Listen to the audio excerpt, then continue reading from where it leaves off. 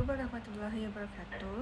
Perkenalkan, nama saya Azhara Katika dengan nomor PP 1036000171. Video ini dibuat untuk memenuhi tugas mata kuliah Sosiologi Hukum yang diampu oleh Bapak Dr. Herman Bakir, SH.MH. Pada video ini, saya akan membahas analisis putusan Mahkamah Agung nomor 5779 Kapitsus 2003 tentang tindak pidana suap yang melibatkan Hakim Agung Sudrajat Dimyati dalam perspektif sosiologi hukum. Kasus ini menjadi perhatian besar masyarakat Indonesia karena melibatkan seorang Hakim Agung yang merupakan bagian dari lembaga peradilan tertinggi di Indonesia. Mahkamah Agung memiliki peran penting dalam menegakkan hukum dan keadilan. Oleh karena itu, ketika terjadi tindak pidana korupsi di lingkungan Mahkamah Agung, dampaknya tidak hanya terhadap pelaku, tetapi juga terhadap kepercayaan masyarakat terhadap sistem hukum secara keseluruhan. Kasus ini berawal dari operasi tangkap tangan yang dilakukan oleh Komisi Pemberantasan Korupsi atau KPK pada tahun 2022. Dalam operasi tersebut, KPK menemukan adanya dugaan praktik suap yang berkaitan dengan pengurusan perkara di Mahkamah Agung. Suap tersebut diduga diberikan agar pihak tertentu memperoleh putusan yang menguntungkan dalam perkara yang sedang diperiksa. Berdasarkan hasil penyelidikan dan penyidikan, diketahui bahwa terdapat sejumlah pihak yang terlibat dalam perkara ini. Tidak hanya hakim, tetapi juga pengatur peradilan, panitera, advokat, dan pihak yang memiliki kepentingan terhadap hasil putusan. Kasus ini kemudian berkembang menjadi salah satu kasus korupsi terbesar yang pernah terjadi di lingkungan Mahkamah Agung karena melibatkan pejabat tinggi peradilan. Sudrajat Dimyati pada saat itu menjabat sebagai Hakim Agung diduga menerima keuntungan yang berkaitan dengan pengurusan perkara tertentu.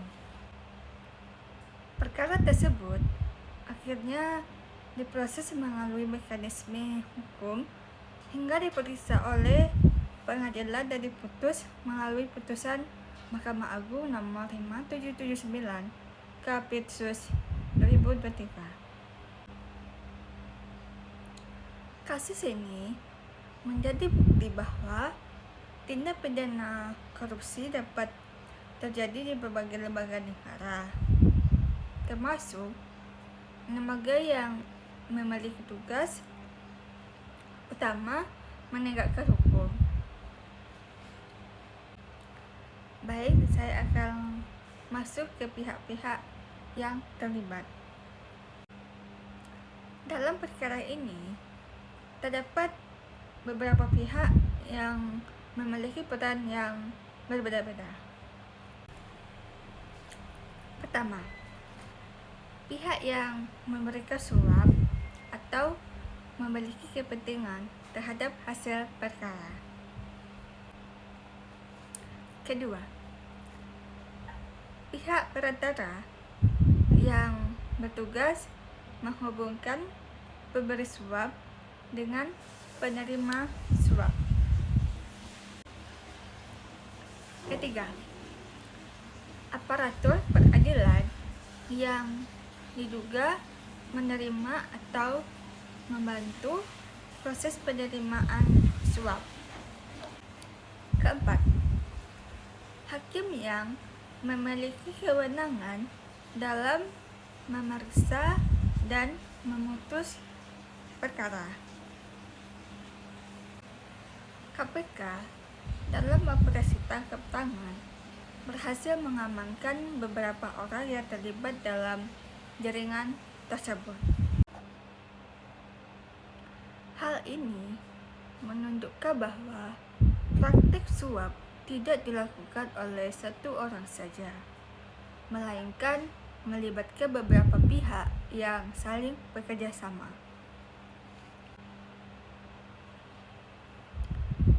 Berdasarkan putusan dan alat bukti yang diajukan di persidangan, terdapat beberapa fakta hukum yang penting.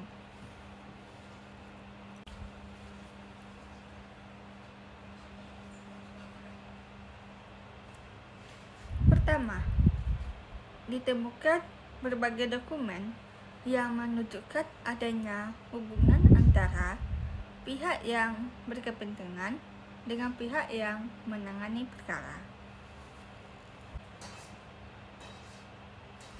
Kedua, ditemukan sejumlah bukti transaksi keuangan, rekening bank, kwitansi penerimaan uang, dan dokumen pendukung lainnya yang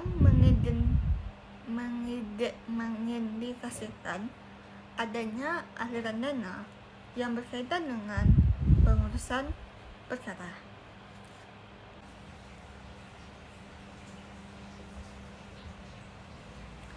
Ketiga, terdapat bukti transfer dan catatan keuangan yang menunjukkan adanya pembayaran dalam jumlah besar yang diduga digunakan untuk mempengaruhi proses hukum. Keempat, terdapat barang bukti berupa dokumen perkara, surat kuasa, memorandum, dan dokumen lainnya yang berkaitan dengan perkara yang sedang diproses di Mahkamah Agung.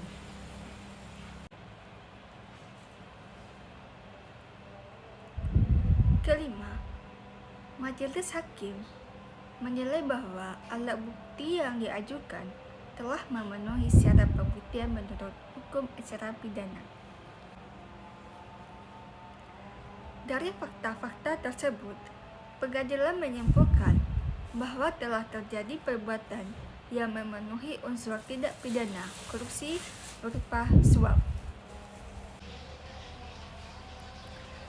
Dalam perkara ini, terdapat beberapa isu hukum yang menarik untuk dibahas. Isu hukum pertama adalah mengenai penerimaan suap oleh pejabat peradilan.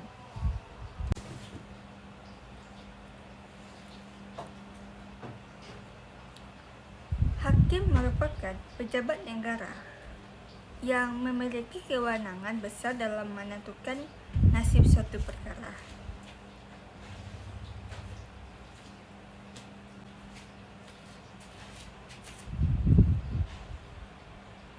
Oleh karena itu, hakim harus bersikap independen dan tidak boleh dipengaruhi oleh pihak manapun. Apabila seorang hakim menerima uang, hadiah, atau janji yang berkaitan dengan perkara yang sedang ditanganinya, maka tindakan tersebut merupakan pelanggaran hukum dan etika profesi.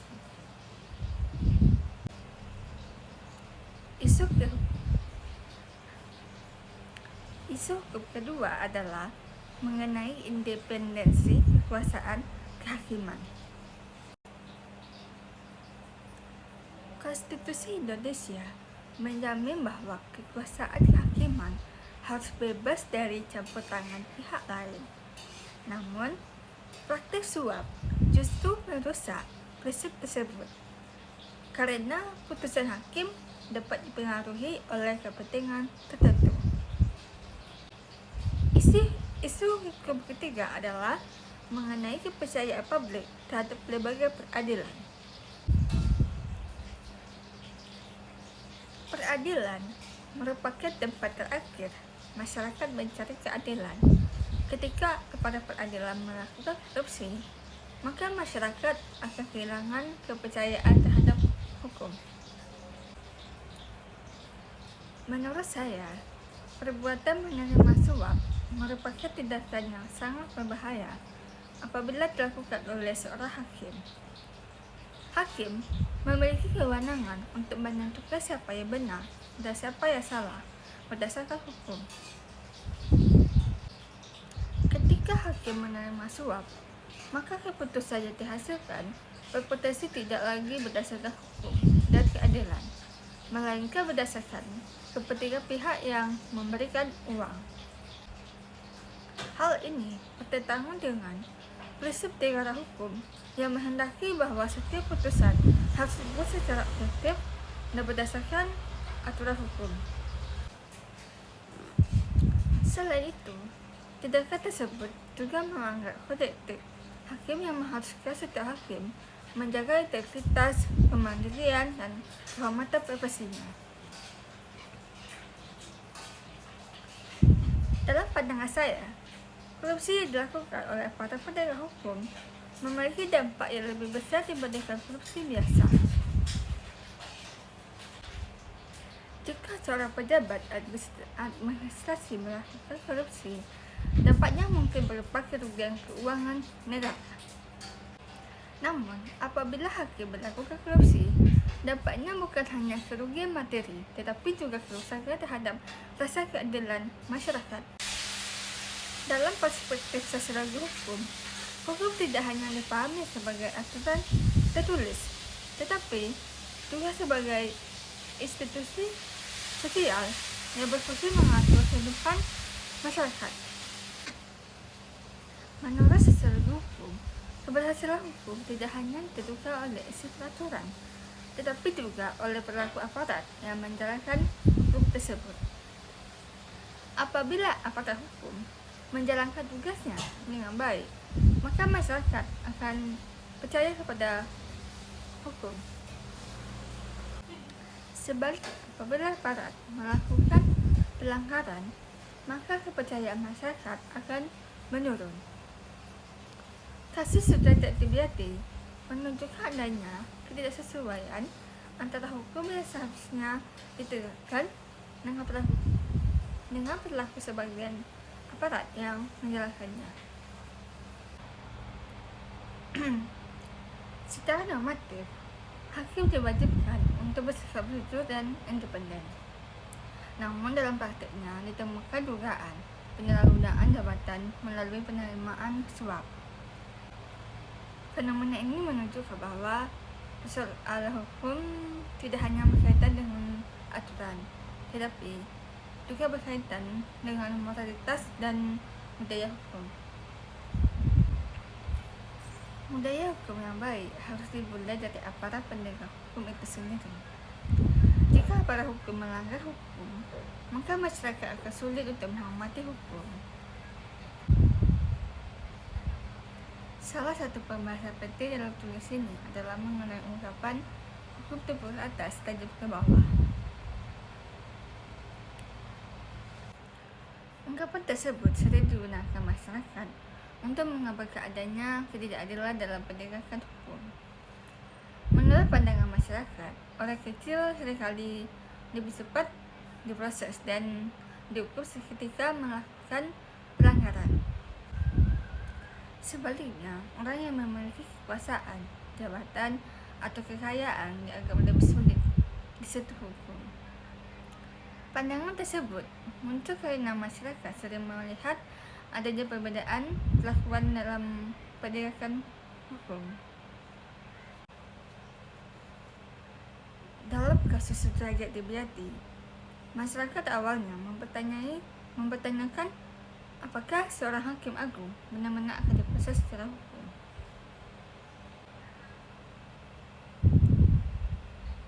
Keraguan tersebut muncul karena jabatan hakim agung merupakan jabatan yang sangat tinggi dan memiliki pengaruh besar dan dalam sistem peradilan.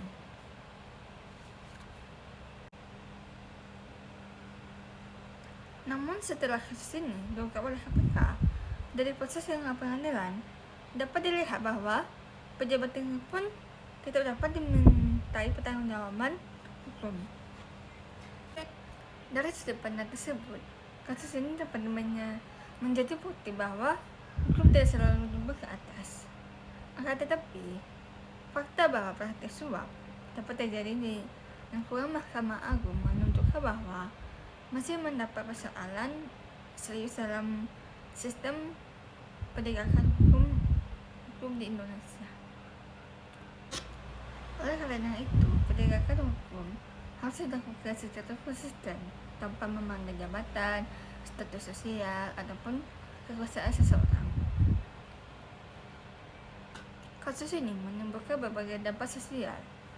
Pertama, menurunnya kepercayaan masyarakat terhadap lembaga peradilan.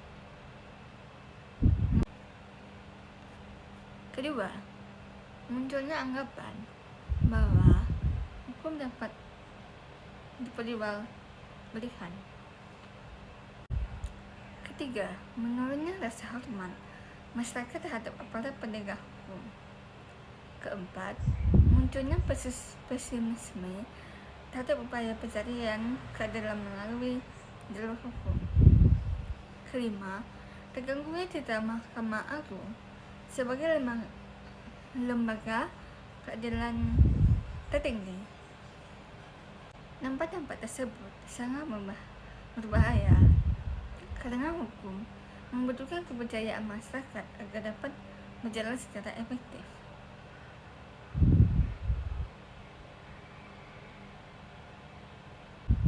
Menurut pendapat saya, kasus ini merupakan pelajaran penting bagi seluruh aparat penegak hukum di Indonesia.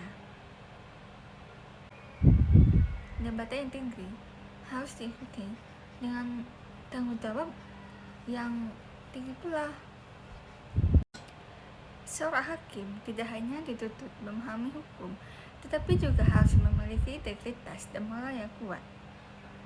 Saya berpendapat bahwa hukuman terhadap pelaku korupsi di lingkungan peradilan harus tegas karena mereka telah menyalahgunakan kepercayaan masyarakat. Selain itu, pengawasan terhadap lembaga peradilan perlu diperkuat agar praktik serupa tidak terulang kembali. Transparansi, akuntabilitas, dan integritas harus menjadi prinsip utama dalam penyelenggaraan peradilan. Berdasarkan analisis terhadap putusan Mahkamah Agung nomor 579 Kapitsus 2023, dapat disebutkan bahwa perkara ini merupakan kasus suap yang melibatkan aparat peradilan termasuk hakim agung Sutetet Dibiati. Fakta hukum menunjukkan adanya berbagai alat bukti berupa dokumen, detailsi, transaksi keuangan, dan bukti lainnya yang mendukung terjadinya tindak pidana korupsi.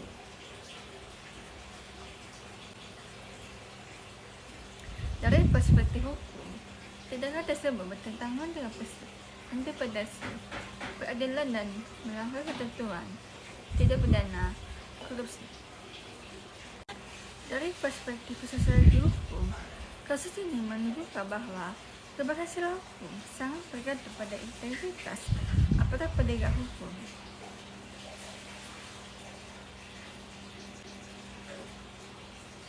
Sementara itu, terkait ungkapan hukum tepuk ke atas dan ke bawah, kasus ini menunjukkan bahwa pejabat tinggi tetap dapat diproses. Sementara itu, terkait ungkapan hukum tepuk ke atas dan ke bawah, kasus ini menunjukkan bahwa pejabat tinggi tetap dapat diproses secara hukum.